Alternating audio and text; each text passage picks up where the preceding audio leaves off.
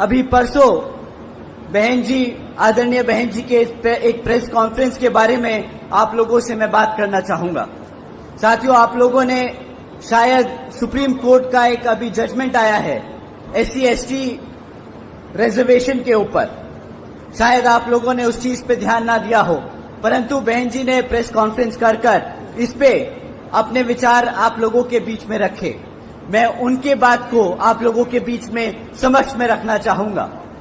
साथियों, supreme court का जो जजमेंट अभी आया है, उसके तहत जो SC/ST में जो जातियां हैं उनको रिजर्वेशन देने का अधिकार जो आज तक पार्लियामेंट और राष्ट्रपति के पास हुआ करता था, वो आज उनसे छीनकर राज्य की सरकारों को देने का काम कर दिया गया। साथियों, इससे हमारे सभी SC/ST भाइयों का जो नुकसान है वो आप लोगों के बीच में मैं रखता हूं। साथियों, जब ये जजमेंट दिया जा रहा था तब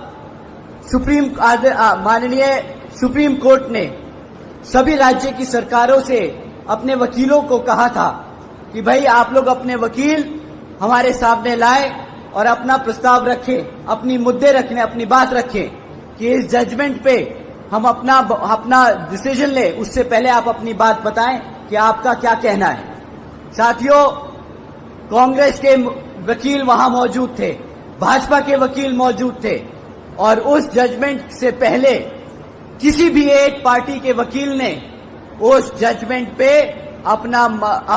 हमारे SC/ST भाइयों का हित में एक भी शब्द नहीं बोला।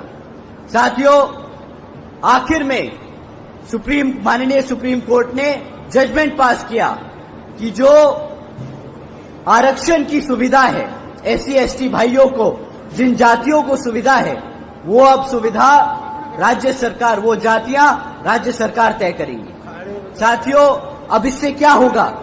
जो राज्य में सरकार सत्ता में है वो अपने मन मुताबिक SC में जो जातियां हैं उनको रिजर्वेशन देगी और अगर चाहेगी तो आपसे उन जातियों से रिजर्वेशन छीनने का काम करेगी। साथियों, इससे ये जितनी भी सत्ता में रही सरकारें हैं, ये हमारे SC/ST समाज के भाइयों में मनमुटाव व आपस में झगड़ा कराने का काम करेगी।